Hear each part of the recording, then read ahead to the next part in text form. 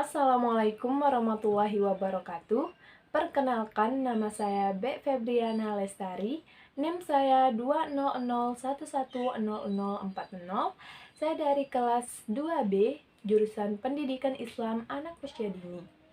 Baik, di dalam video ini saya akan menjelaskan tentang beberapa penjelasan, yaitu pengantar filsafat umum, hakikat manusia menurut pandangan antropologi dan sosiologi, hakikat manusia menurut pandangan psikologi dan dimensi pendidikan, hakikat manusia dan pendidikan Islam, hakikat pendidikan Islam, pendidik dan peserta didik, metode pendidikan Islam, hakikat kurikulum dan evaluasi kurikulum, dan yang terakhir, pendidikan Islam menurut Al-Ghazali.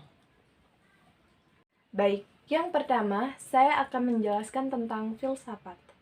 Filsafat adalah ilmu pengetahuan tentang kebenaran yang meliputi logika, fisika, metafisika, dan pengetahuan praktis. Adapun ciri-ciri filsafat yaitu universal, radikal, dan sistematis. Adapun cabang-cabang filsafat yaitu filsafat tentang pengetahuan, filsafat tentang kenyataan menyeluruh tentang tindakan, dan sejarah filsafat. Dan adapun kegunaan atau fungsi filsafat yaitu untuk pencairan dan penuntasan masalah. Dan selanjutnya saya akan menjelaskan tentang filsafat umum. Menurut sejarah, pertama kali digunakan oleh Pythagoras, seorang ilmuwan, seorang filosofis Yunani. Filsafat berarti cinta kebijaksanaan. Ciri-ciri filsafat yaitu universal, radikal, dan sistematis.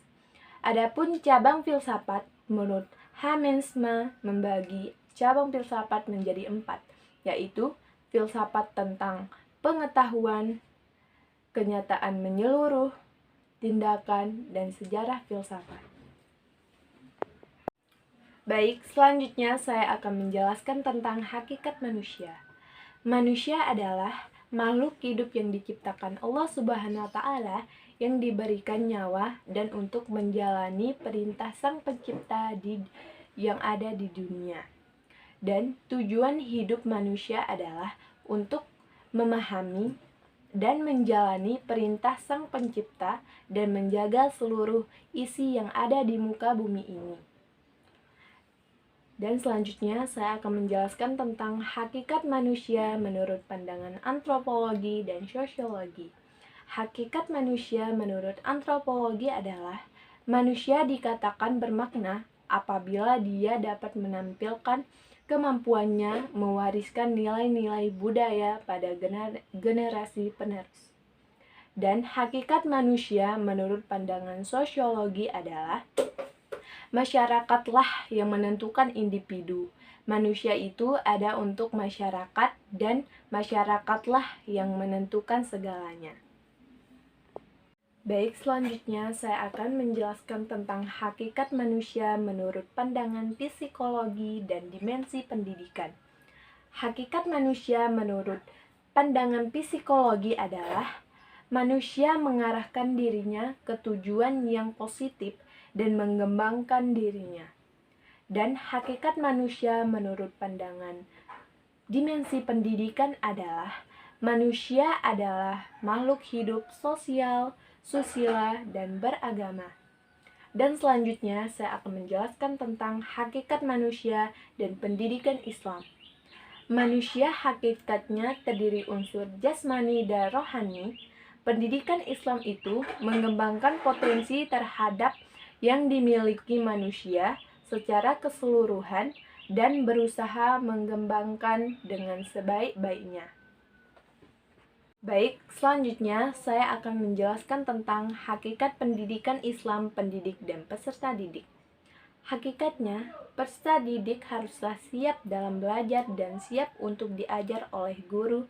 Ilmunya harus kita serap dan pahami. Pendidik merupakan orang yang mencari ilmu untuk diamalkan ke peserta didik.